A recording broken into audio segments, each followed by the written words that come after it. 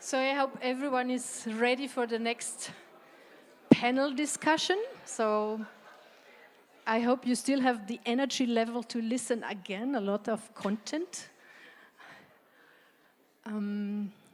So I don't know if I have to start now or if I have to wait another second, but it seems that almost all of the people are already there. I would say half of the people already left. Okay. So, welcome to this panel 2 session.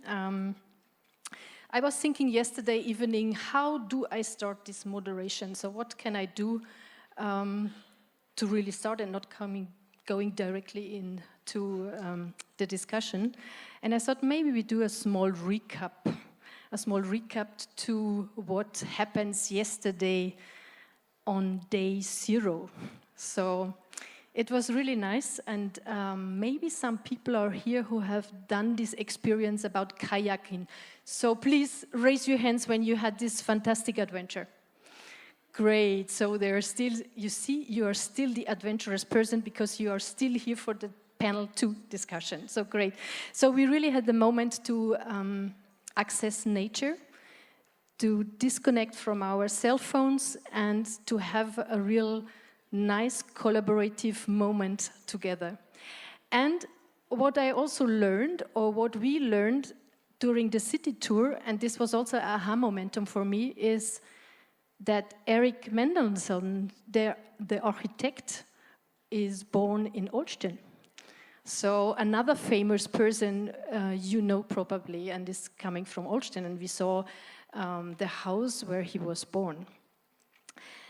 And then something else what I want to share with you is a story what I thought it's interesting in connection to our ChallengeEU project, is we have done a city tour.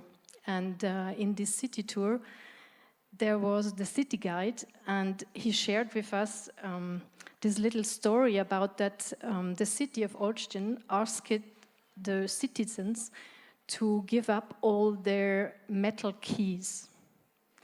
And probably you think now why they have to give up their metal keys, because they started a small art project, a collaborative art project, where the citizens brought their keys, and then they were melting these keys.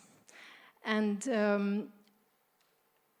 out of that, they created a bronze model of the old city town of Olsztyn. And I found this very interesting because it's a collaborative activity, a creative collaborative activity, and it created a special impact, an impact for people living in Olsztyn to create this kind of sense of belonging to the city, and also to connect them more to the city. And this is a little bit the bridge I make now to this topic of the panel 2 discussion, is impact in the region. And I say it now officially, ladies and gentlemen, dear ChallengeEU friends, we highly welcome you here for this session. When the organization team gave us the topic impact in the region, it was a very challenging question, because we said we need to phrase a question, and we heard today already that someone said it's important to ask the right questions. And then we started to talk about what impact really means. And we discovered it's not so easy to measure impact.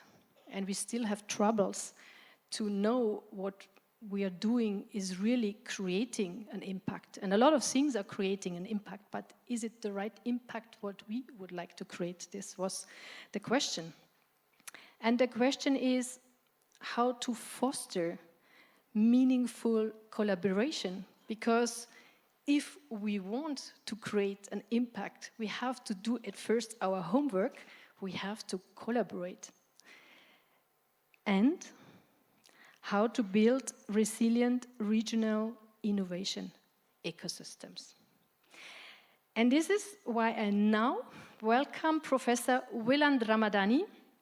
He is Professor of Entrepreneurship and Family Business at the Faculty of Business and Economics, Southeastern European University in North Macedonia. It's a long name. He grew up in a 3-generation family business, and he is a well-known researcher, guest lecturer at various universities worldwide, also keynote speaker at various international conferences, and we are very glad to have him with us today as keynote speaker at this ChallengeEU annual conference. Professor Ramadani will share with us insights on why do so many good ideas fail to create a lasting impact. And I'm very much looking forward to his presentation with the name From Fragmentation to Impact. So welcome, Mr. Professor Ramadani. It's your stage now.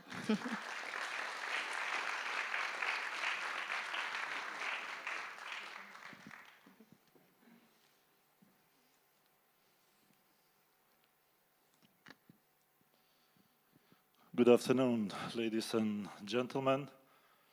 It's a great honor to be today with you, and frankly said, it wasn't in my agenda for 2026 to be a keynote in Holstein, but I do not regret about this, because I felt two good days, and I hope it will continue the same way.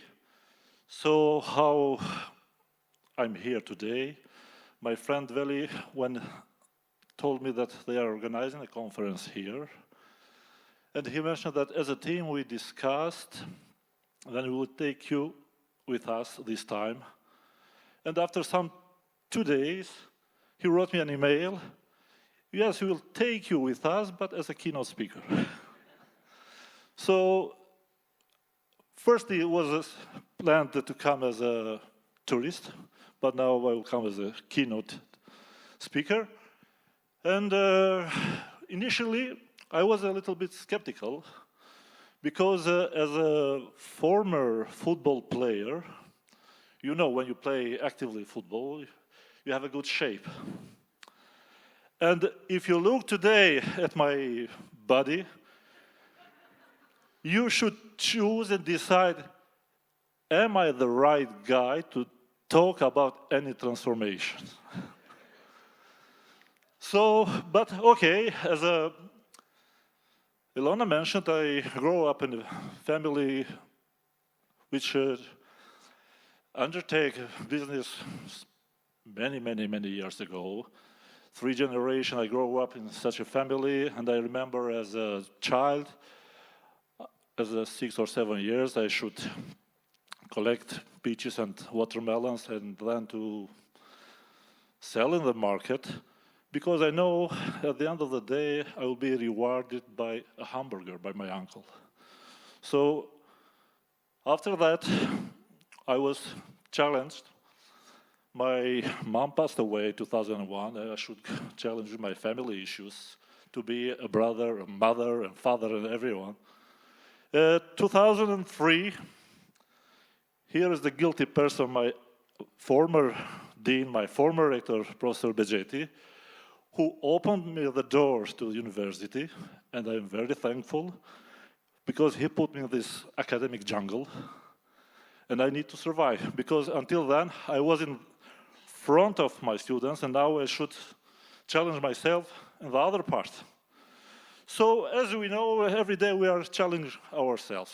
So, considering that I didn't plan to come as a keynote speaker, I said, okay, I will challenge again myself, and to deliver a keynote regarding to the topic that is chosen by us organizers, and I like it very much. So, my topic is titled From Fragmentation to Impact, Reimagining Regional Innovation Ecosystem. I heard, I think, Sebastian mentioned that sometimes telling an example or a story is better than to provide data or something related. And I will start with a story when a young team in Western Balkans, more exactly in Albania, when I was working as a consultant to a company dealing in agriculture, this young team came with a brilliant idea to tell the farmers how to save water, to save energy, to reduce cost, and to improve the production. So the team was built from two persons. One guy was a competition award person as the best student. The other one studied abroad, and he had a lot of opportunities abroad, and he decided to return back and to start something meaningful for the region, respectively for his country.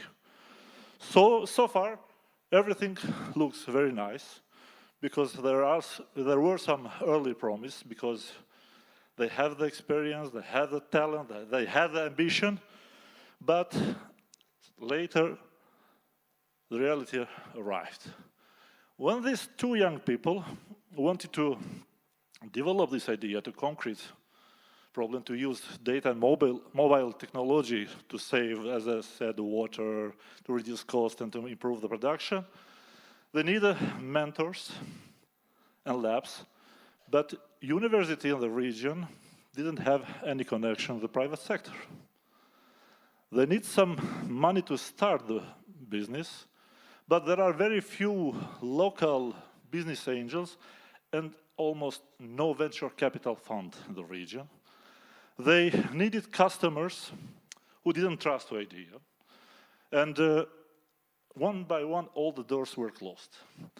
So the result of such an unsupportive ecosystem made one of them to return back again abroad.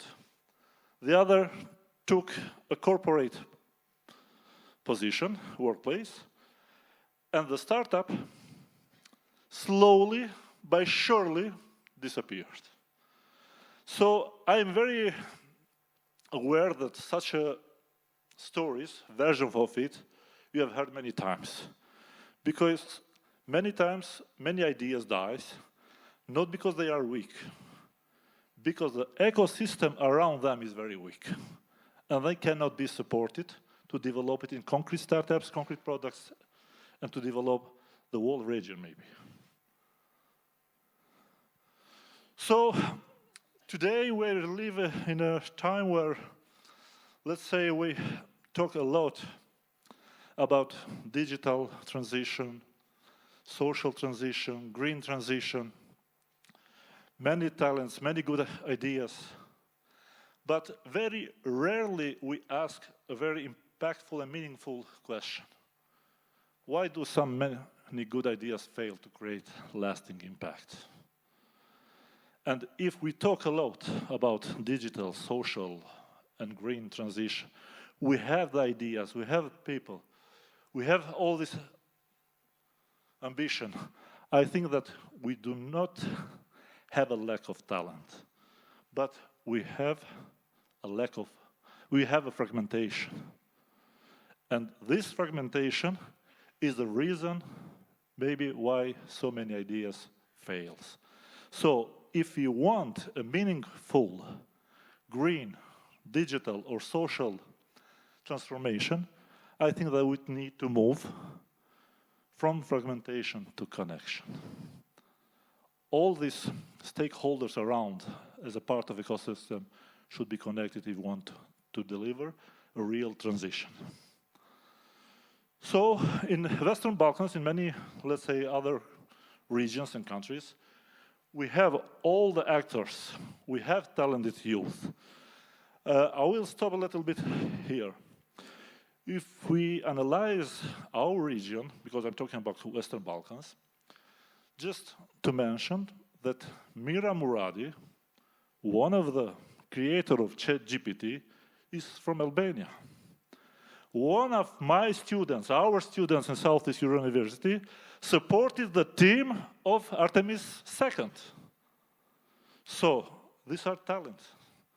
but not supported by the ecosystem. And for that reason, they move abroad.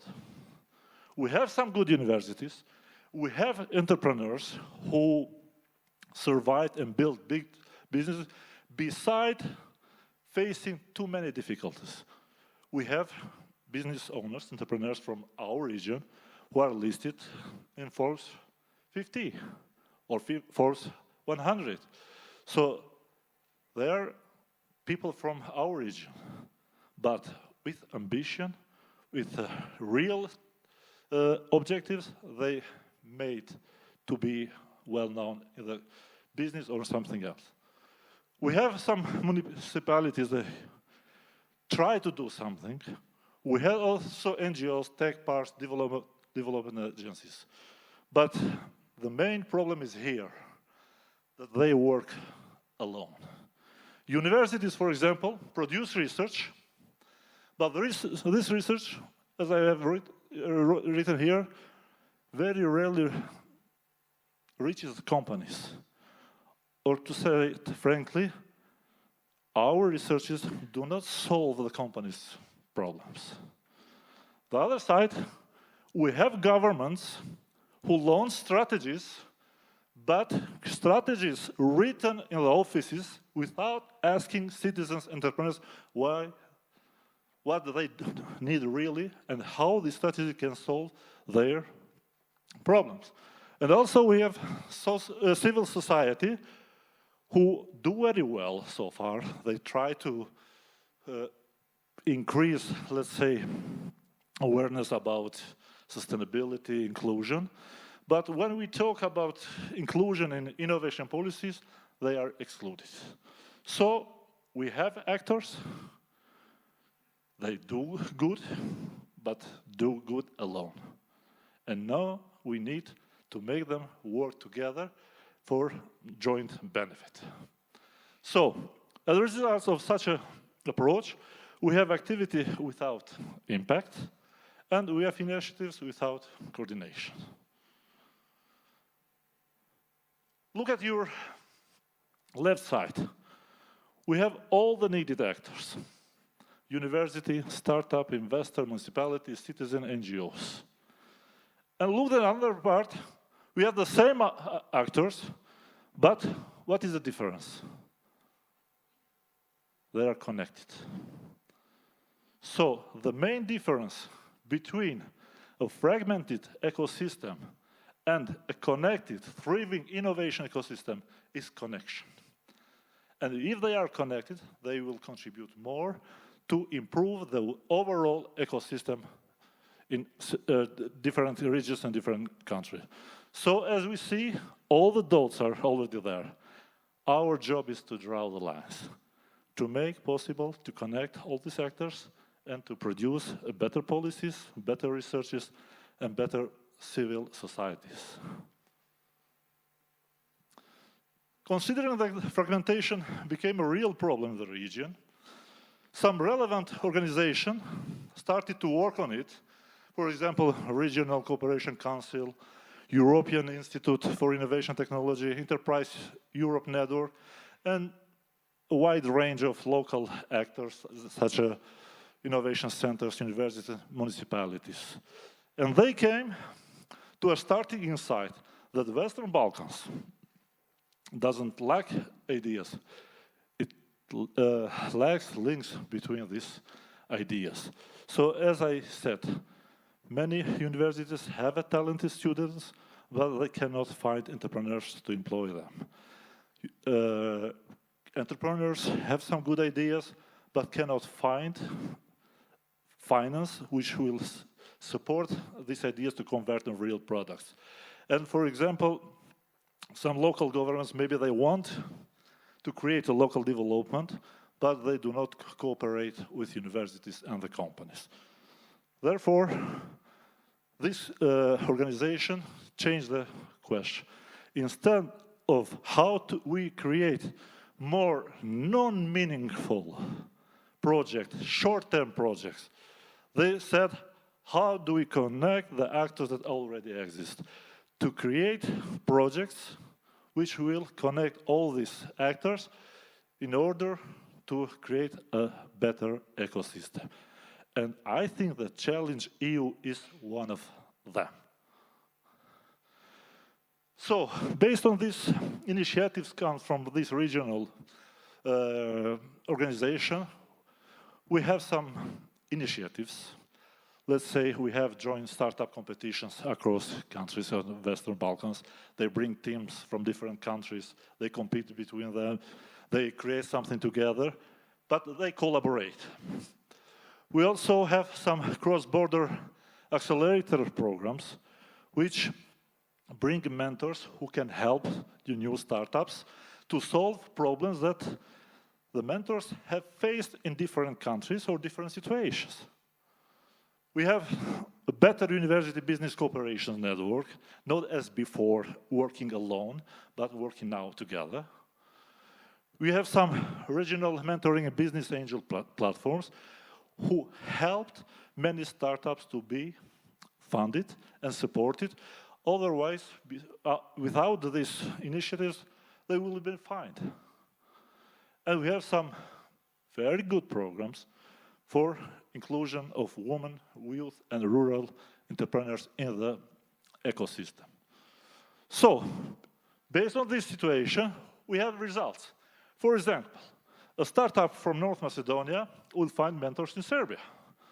Universities in Albania find the companies in Kosovo who are able to fund research of the university.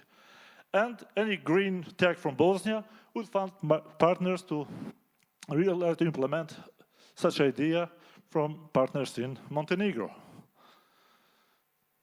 Based on my experiences, based on several research, considering the Western Balkans, I started from the beginning of my career to analyze the ecosystem of this region, and then I went abroad out of this region, and I can say that we can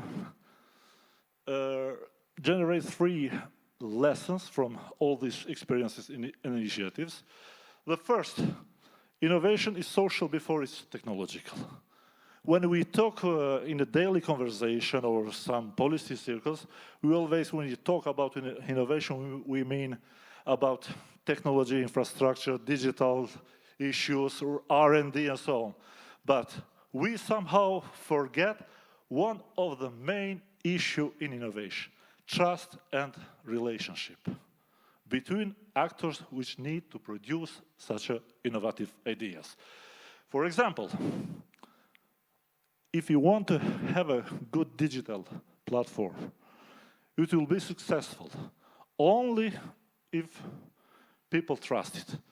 I'm very sure that you are facing such a problem in your families.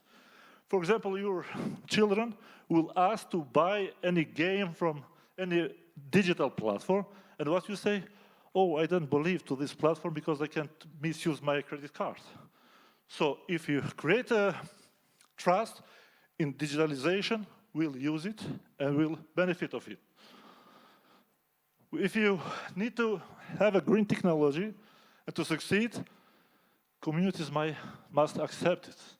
And also, if you want to build a meaningful regional strategy, all actors should work together and to feel ownership on it. Because technology is just only a tool, but people are the transformation. We have heard many times today from my previous speakers and panelists that the main resource is our people. Without people, we can do anything. So all the investment should be in people and then in technology. Because before asking what technology we need to ask, do relationships and trust exist to make these technologies meaningful? If you do not have relationship and trust, no use, no impact from the technology. Lesson 2, inclusion is an economic necessity. When you talk about inclusion, we usually think that inclusion should be only a moral and social issue. But I argue the opposite. I think that inclusion is economic aspects. Why? If we exclude rural youth from economy, we lose perspectives and ideas from entire communities. if we exclude women from funding and networks, we'll have less innovation and less resilience. Because have in mind, almost all over the world, more than 50% of the population are women. And we cannot exclude such a resource from our economy.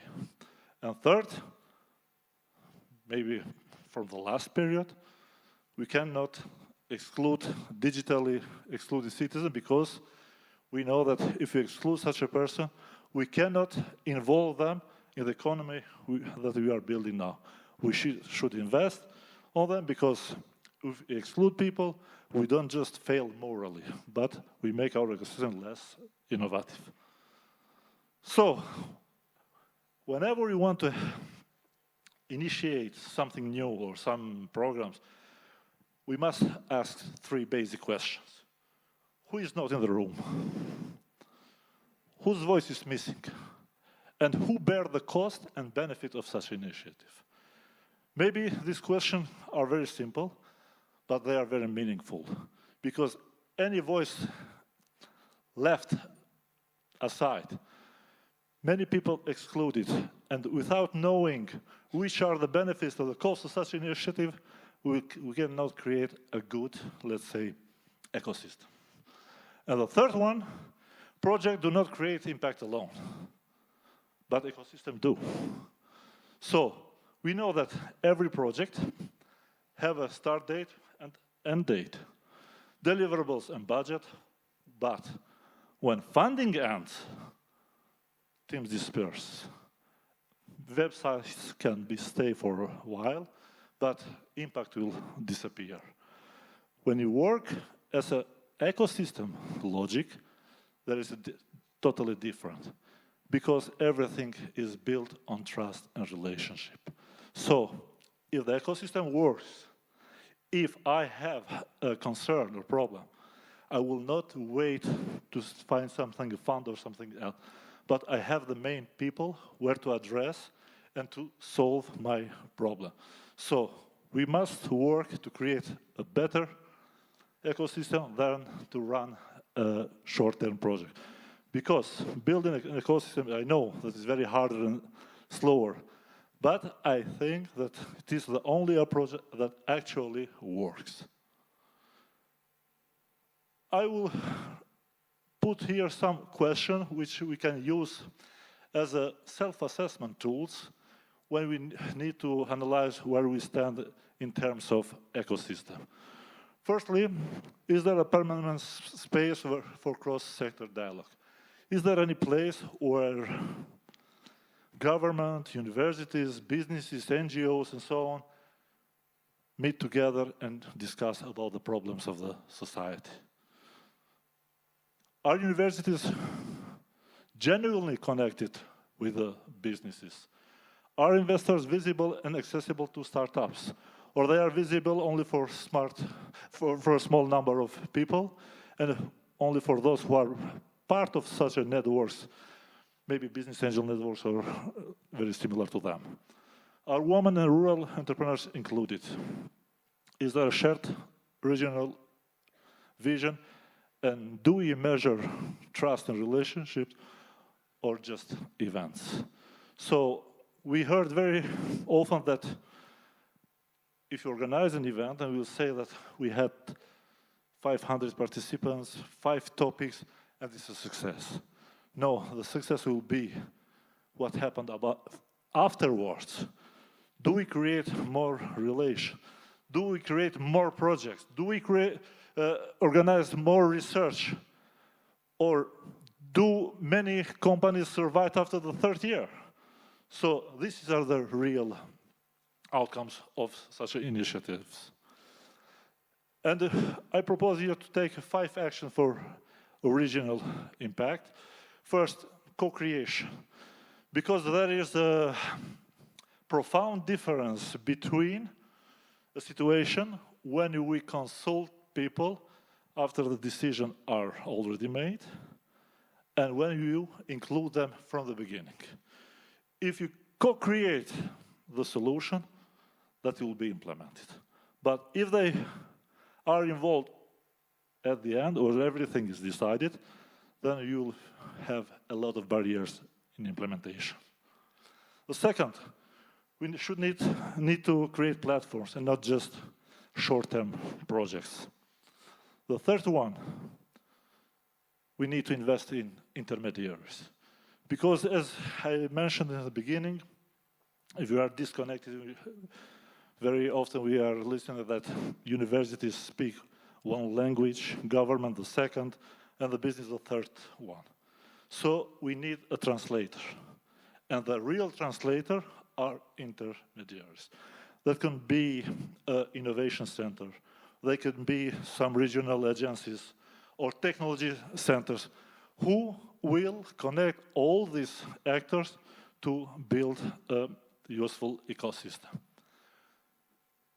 We should think regionally, and why not globally?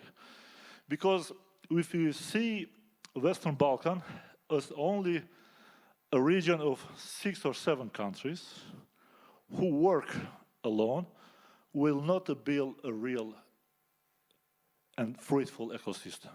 Because every country in Western Balkans is small by itself. But if they have a joint market, we'll have more customer, more competition, more quality. So we should think on the Western Balkans and all of the similar regions as one innovation landscape. And if we see such a landscape, we can create a better ecosystem. And the last one, we need to impact measurement. Because, as I said, we don't need to count outputs. We need to measure outcomes. Because at the end, I said, if we change what we measure, we will change what we build. So let me return to the story I started with.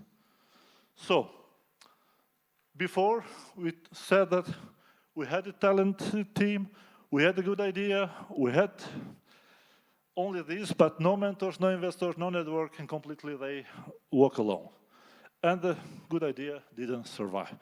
So now if we reimagine the same story, because I think that such a story deserves a better end, if we create a better ecosystem, they will find a mentor who will help them to create the prototype of that product. A regional investor platform will open the doors to several investors. Municipality will find a space where they can pilot their idea, real farmers.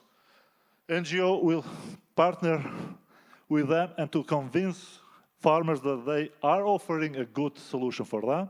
And at the end, cross-border will help to scale the businesses, not in only one country, but across many countries. So the startup maybe still will face difficulties because it's the spirit of entrepreneurship, to face everything difficult. But these difficulties will not be faced this time alone, but together with several actors. And the final message, the future will not be decided by how much talent we have, but by whether we can connect that talent. We need stronger ecosystem, not more isolated actors. And the third one, we need long-term relationship, not more short-term projects.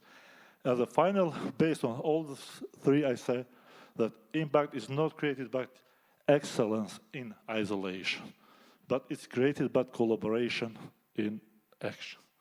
Thank you very much.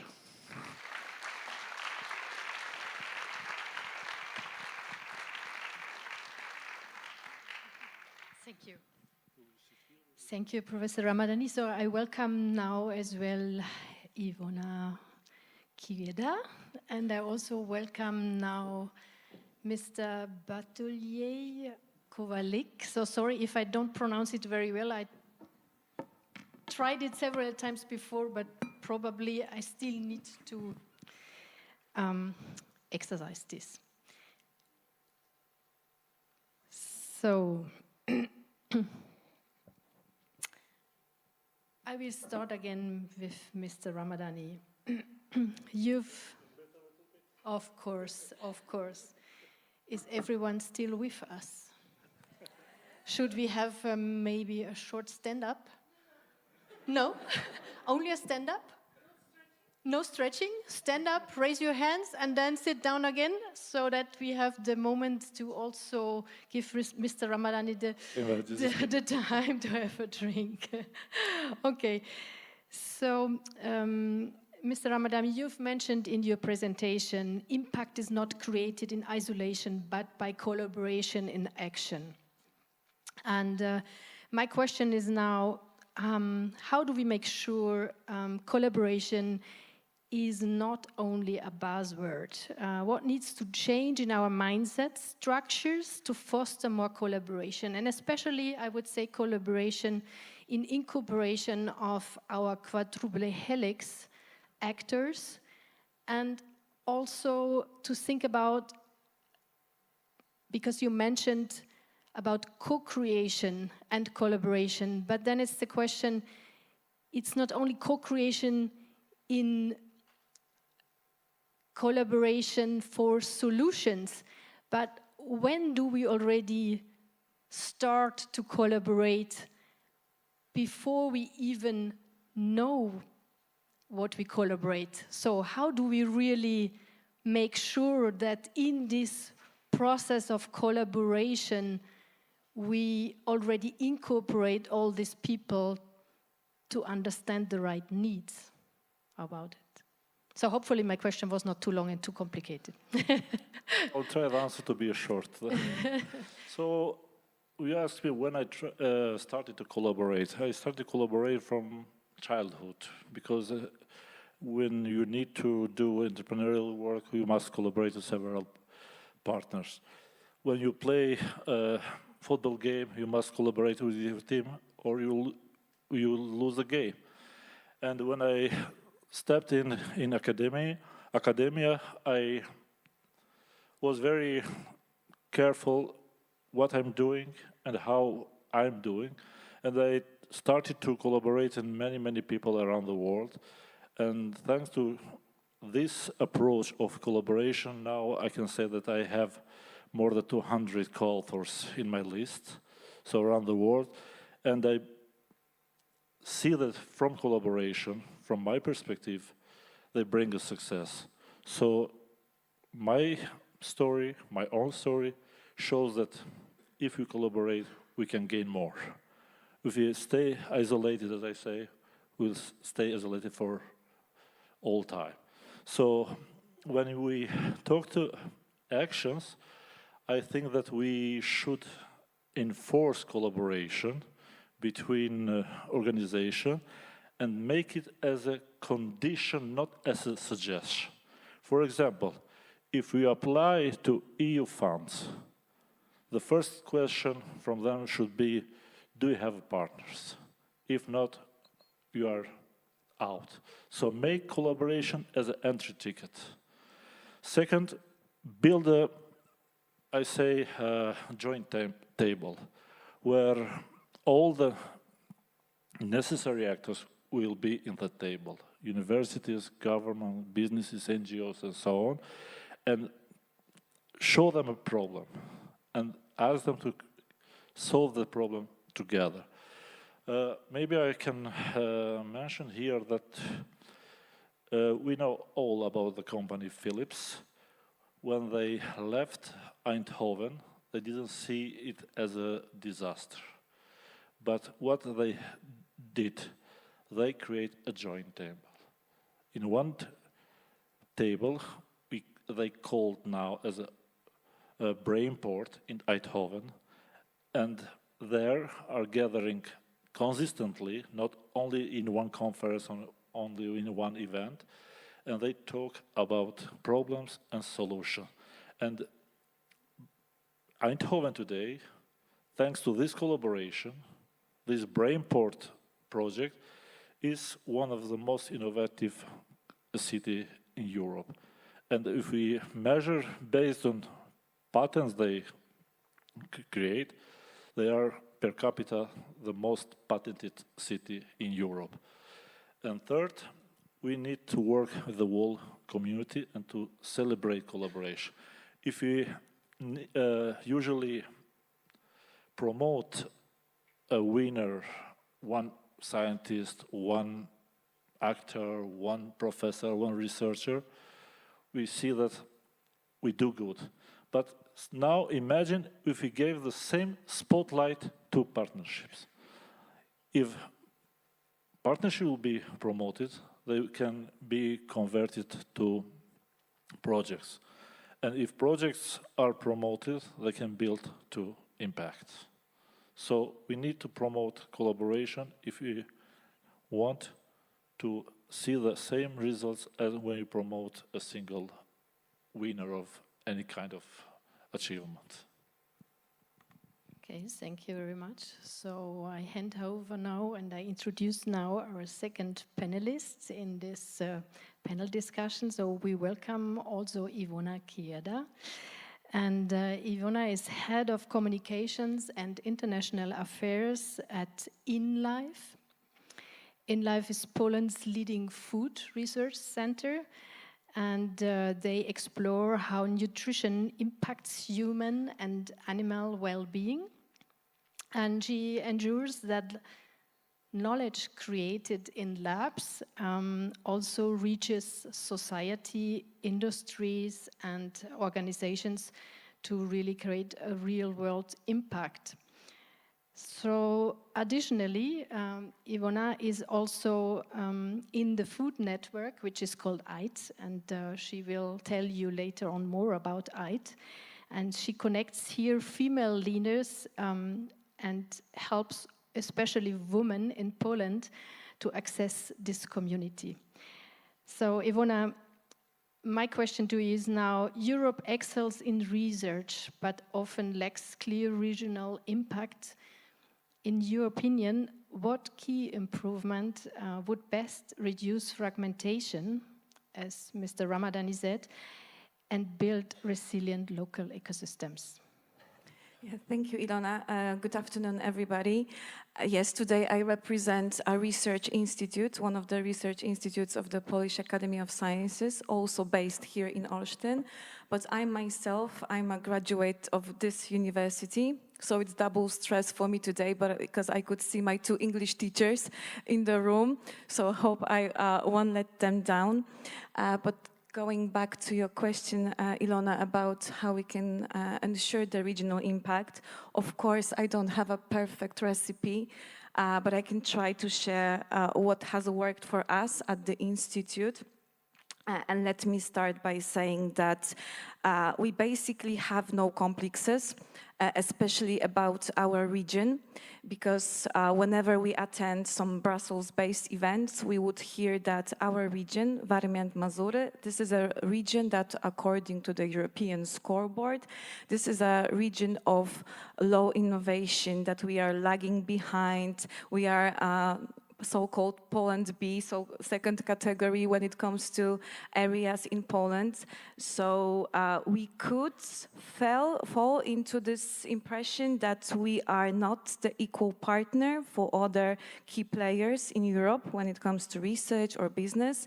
But we have had this big pride in ourselves that we are actually really good, especially in these smart specializations that Rektor Przyborowski mentioned, so high quality food, healthy life in our case. So we have always taken pride and really boldly approached partner in Europe to try to bring impact in our regional contexts. So we thought that to bring impact regionally, we have to go global. And that has been our strategy. We have joined this network that you mentioned, so European Innovation, European Network, European Knowledge and Innovation Institute in the area of food, around 8 years ago, and this was a very strategic step for our institute, because there we got exposed to this high top range universities in Europe that work in food and business, big business like PepsiCo, Nestle, Danone, and we had to work with them in this arranged marriages style if we want to reach for big European money. that we could bring to our regional context, because that was a catch in this EIT food scheme, that you don't get the money for the research itself, you get the money to engage with the agri-food stakeholders in your region, your government, your industry, consumers. So this is what we had to do, but we also wanted to do was to come closer to the consumers. So we kind of invited them to play with us when it comes to research and innovation. Just to give you an example, one of the projects we have done, it's called Consumer Engagement Labs. So we actually worked with specific types of consumers for several weeks. And together with them, we developed the prototypes of particular foods. These were dairy beverages, especially dedicated to people at risk of obesity or type 2 diabetes. Or we work with people who love to do sports and are looking for some hydrating drink. So we work with industry, but also sat with consumers online for several weeks and listen to what do they want, how much do they want to pay for that, how it should taste like, what functional properties it should have. So that has been a best experience for us. The products are now available in stores, and we take great pride of that. So this is how we wanted to and try to connect with citizens. So that would be the second, that would be one of the points on our checklist. But what we also try to do is to, whenever we are invited to projects, to networks, we always make a seat to our homie. So we are thinking about our university, that's our neighbor. We are thinking about the NGOs that are working in our region. So this example would be that we are now one of the leaders in European partnership called Future Foods. And in this Future Foods partnership, we are, for example, connecting living labs working in food systems. So living labs, these are the hubs where quadruple helix actors are working. And just 2 months ago, we were at the university as a part of this initiative, and we were showcasing the living lab our university has, the dairy processing plant. We were at our food bank in Olsztyn that are dealing with food waste. So we try to always think about our partners as the ones who could join us in these initiatives that we don't want to take only to ourselves. So maybe let me challenge one question. So we have at ChallengeEU this term of going from topic-driven research to challenge-based driven innovation and research. So how do you make this, or how do you drive this, that you go away from topic-driven to more challenge-based driven initiatives? How? Yeah. I think the answer could be very simple, because it's very much pressurized by the European Union, the topics, the challenges that Europe is currently facing. So the research we are doing around food, food security, healthy aging, these are one of the priorities of the European Union. So we are very closely working in these areas, but we are also part of many international networks. So we really keep abreast of what and lobby for the topics that in our expertise need action. So we kind of, lobby for the topics that we are excellent in and see challenges in, but also this come up from our direct contacts with business partners, with consumers, that has happened throughout the last 10 years. So being close to the people really also helps us to see the bigger picture, not only the topics that we are best at, because the money comes from the business, from Europe, and we need to accommodate to that as well. Great. So we saw now already a real good example about how research is also reaching out to citizens. As you said, it's super interesting that you have these user engagement labs, as you called it. So now we go also to our third panelist, and I also welcome here on stage Mr. Bartlomiej Kowalik. It's our third panel guest. And you are head of International Cooperation and Implementation Office, led of COLORS, European University Alliance. And recently also you reached an award, an Rising Stars Award. So congratulations as well to that.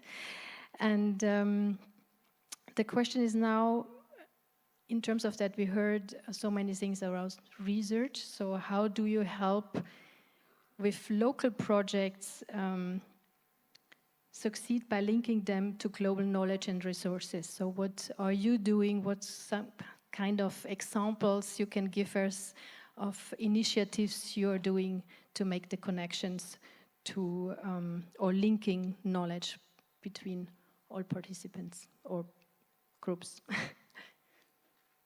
Good afternoon, everyone. First of all, I would like to thank you for the invitation to this great conference and the panel discussion.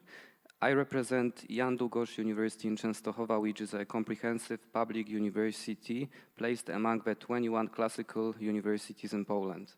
The city of Częstochowa is situated in the southern part of Poland between Kraków and Warsaw, in the Kraków-Częstochowa upland. The area is famous for many forest areas, hills, picturesque landscapes and ruins of medieval castles. Maybe we do not have so many lakes in our region as you do in the Mazury region, but trust me, it's still beautiful. 10 years ago, I graduated from Jan Długosz University with a master's degree.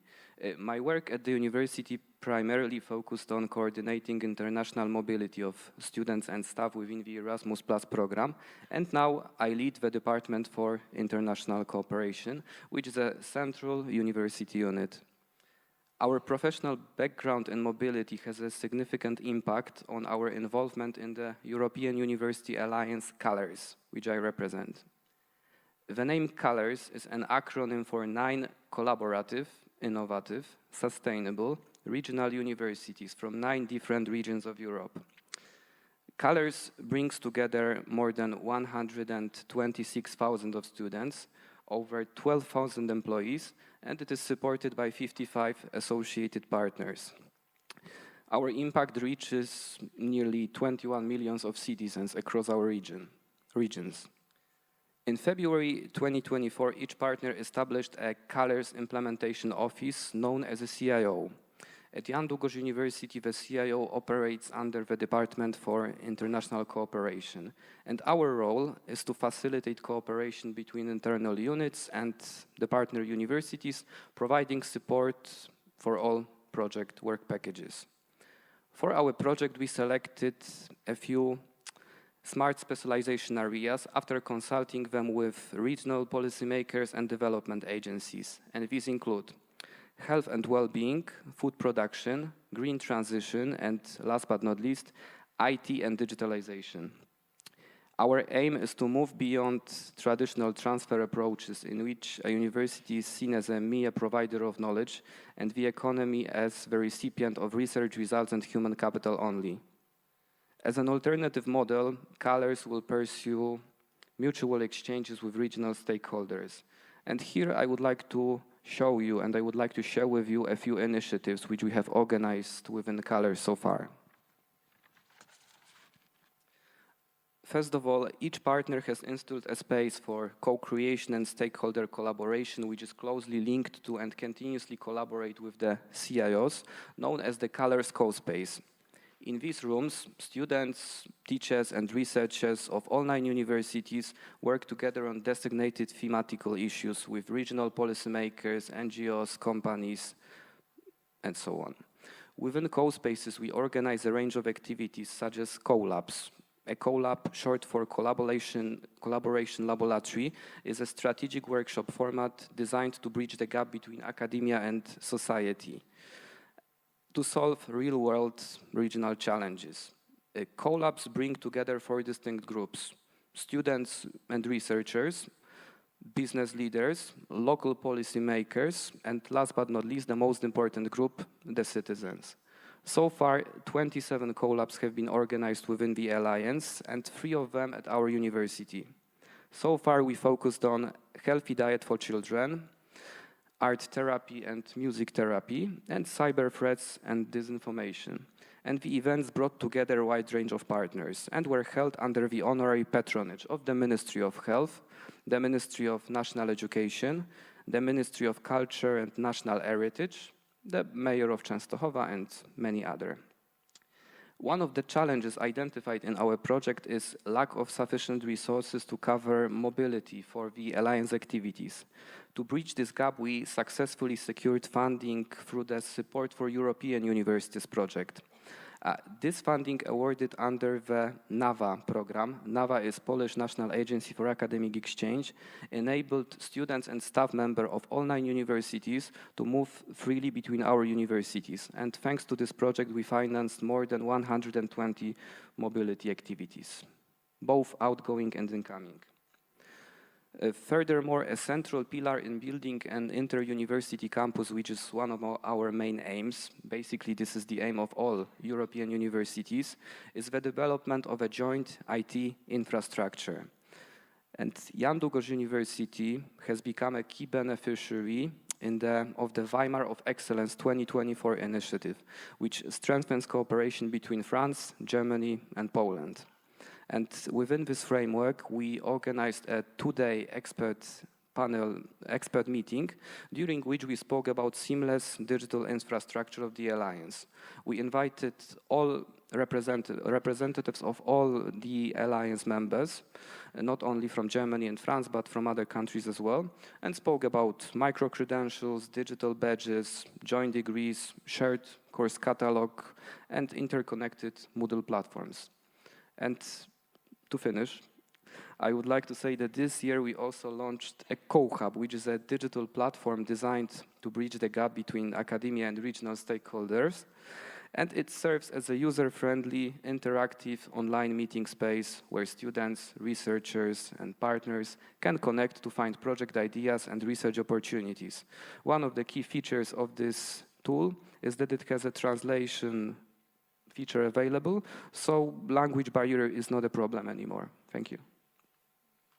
So that sounds very impressive, what you just said. I'm not sure in everything what you said that I really understood in terms of challenges. So in terms of challenges, how do you come or how do you define your challenges? So we have so many people here as well, which are working in ChallengeEU project in Work Package 4, where they are working with doing market meetups, if you use this term. So how do you define your challenges? How do you really make sure that you really have the right people in the place? You talked a lot about workshops and some initiatives. So can you give a quick insight about how you bring these people into the tables? Yeah. During the application phase, we made a thorough analysis of the challenges in our regions. I have already gave you our smart specialization areas, and I would also like to mention one of them, because all of our universities are based in not in the capital cities of our countries and not even in the capital cities of our regions. So one of the problems which we observe on a daily basis is the problem of depopulation. So young people leave our cities, move to Krakow, Warsaw, and other, or for instance in Spain, from Toledo to Madrid and so on. So we try to tackle these issues during collabs and during hackathons, where we also invite students to work on certain problems, and we try to find the solutions. We are in the middle of the project because we started in 2024.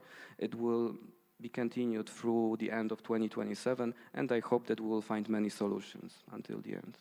Okay, thank you. So I have another question, which is for all of you to answer, is Europe wants more innovation and visible regional impact. But many young people see entrepreneurship as too risky. And we heard that as well in your presentation, Mr. Ramadani, that very often the young people from the countrysides are not involved in project, or they have many good ideas. You mentioned that it's not missing on ideas. It's more how we connect those ideas and build the right ecosystems. So what can we do for the young people to make it easier for them? Thank you. Very good question. I know many young people, starting from my students, they want to become entrepreneurs after the graduation, but they do not. They aren't afraid of hard work. They are afraid of a system that doesn't forgive a failure. Therefore, to create a spirit of entrepreneurs, I think that we should teach entrepreneurship early and real, which means that we need to send our pupils, students, in companies to solve the real problems. So far, we have used case studies in our, let's say, classes, but I think that now is the time to send them to real problems. And through a quadruple helix, I think that it is possible to cooperate with companies, to include our students in real problems, and by doing that, they will increase, let's say, the trust in themselves and be better entrepreneurs tomorrow. And when we talk about failure, we should make failure as a recoverable. Because when you make recoverable, you make it as a, let's say, a situation that can be solved. Because if we read the biographies of all entrepreneurs, even the billionaires, they never succeed in the first attempt. So they failed many times, but the beauty of entrepreneurship is to stand again. So to fail the failure, but to stand again and to start a new initiative. Because many times when we talk about failure, I say that failure cannot be considered as opposite of success. We should consider failure as a part of the journey. If you consider failure as a part of journey, you will have the trust to do many things, to have many attempts, and to achieve a success at the end. And third, as I said in my presentation, we must work in the ecosystem because entrepreneurship cannot work alone. Entrepreneurs need support from universities, from governments, from NGOs in order to fulfill all the achievements. Thank you. Yeah, the question is probably as well when we connect them with the problems that we also help them to learn how to ask the right questions, also have this kind of critical thinking mindset to be able even to ask the right questions that they understand the right problems, let's say it like that. So, Ivona, I have also a question to you in context to this, how we make it easier for them. What can you tell us based on your experience helping women in entrepreneurship? What are your activities, initiatives you're doing in this area? Yeah, in the agri-food sector, just in this sector, it's 9 out of 10 startups that fail. So it's very risky ground. So on one hand, we cannot blame the young that they are not thriving on that. But when it comes to women, the statistics are also very interesting because in the agri-food solely, so we indeed have around 50% of women who are in this middle management entrepreneurship levels, but when we go up, so to the startup owners, to heads of departments, big enterprises, it goes down to 9%. So there is definitely a gap. So women are thought to be less eager to take risks when it comes to really bold entrepreneurship or leadership challenges. So we, as our institutes, we have been coordinating for the last 5 years in Poland an initiative which is also part of this EIT food scheme called We Lead Food. So this is basically an initiative that brings together women who are working in the agri-food sector and who are sharing the will to develop innovation in the food sector. So these are researchers, these are startuppers, these are women working in NGOs, working in government, everybody that has some say in how to transform the food system. So what we have been doing is that we have been developing this global training for them. For 8 weeks, they have been undergoing mentoring practices when it comes to how to develop your entrepreneurship skill, your leadership self. But the ultimate goal is to connect them. So that it's not about competition, it's not about survival of the fittest, it's not about not being one of the 9 startups, it's about connecting, learning on each other's mistakes. It's not bad to learn on each other, on somebody else's mistakes. So basically we are just giving them space to exchange, to inspire each other, and just to identify some common grounds for collaboration. And it's women from US, from Japan, from Africa, from Europe. So some of them are connecting with us from 2 a.m. in the morning. So it's really needed. Great. So what would you expect from higher education to support you in this work? So what can higher education do to feed your projects? So what is necessary to do? What can you give all the people here as an advice to support you in this work, in these activities and initiatives? Yeah, being set in this research grounds where at university, so we have PhDs, graduates from universities, so they are really well equipped when it comes to technical skills, the knowledge, how to perform grants. But the skills when it comes to leadership, how to manage your team, how to build competitive consortia, how to do diplomacy in different contexts, how to connect with different stakeholders. So basically how to pitch your science, how to communicate your research. This is something that, in our opinion, is a gap when the fully bodied researcher comes to the market, that it would be ideal if such transferable skills, as we nicely call it today, are embedded in the program from the very first year of our journey with bringing impact to the world, basically. Thank you. So I have now a quick question to our participants here. I hope they are still with us and we don't lost them already.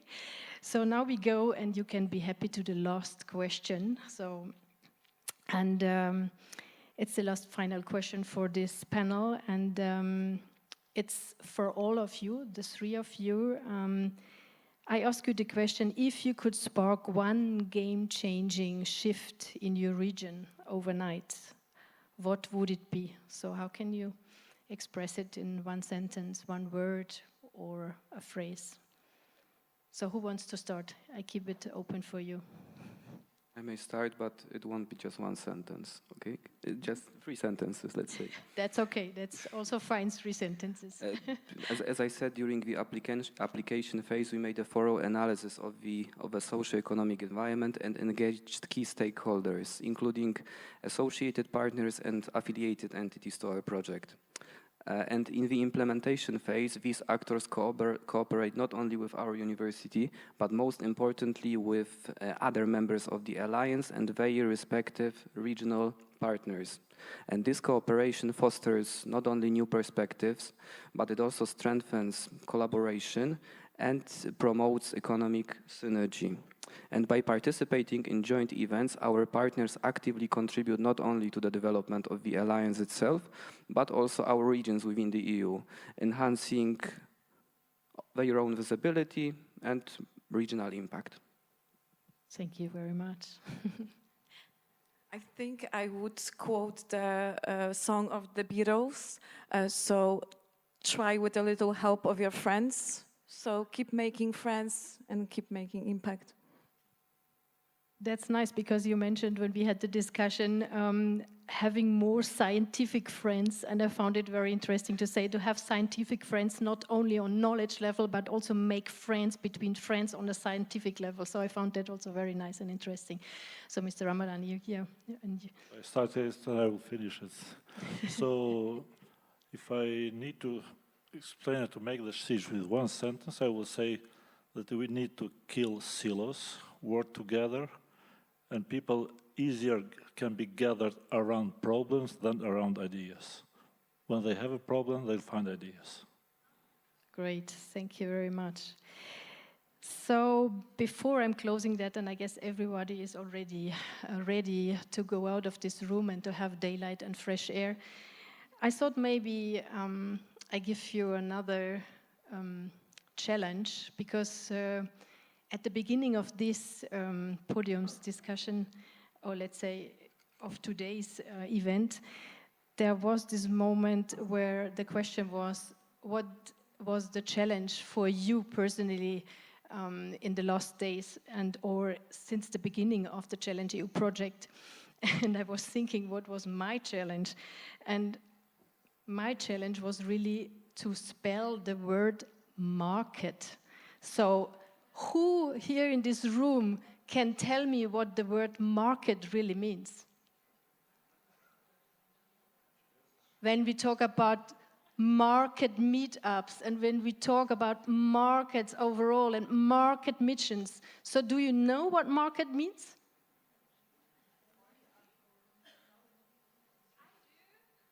Fred, go ahead. Great, fantastic, and I hope everybody heard it. Multi-actor research knowledge expert teams. So, and this is how we have to collaborate. And so I'm closing now this session. I say thank you very much to all of you that you took your time, Mr. Ramadani, that you prepared this presentation, Iwona, that you took the time as well to be in this discussion, as also Bartolome to be here. And I have one sentence for you. It's real impact happens when innovation is not just designed for people, but designed with people. The power is in people. And thank you very much as well for your attention. So, in terms of logistic and organization, Michael told me I have to tell you that we all see us later at 7:30 at the Marina place. It's not far away from here. I guess it's 800 meters, something like that, to walk from here. But it's at 7:30. It's a barbecue, if I understood correctly. So we really should wear warm clothes. So be casual, be happy, celebrate, and use the moment to have great connections, great moments to discuss and talk to each other. That's the moment now. Thank you. Bye-bye. See you later. Thank you.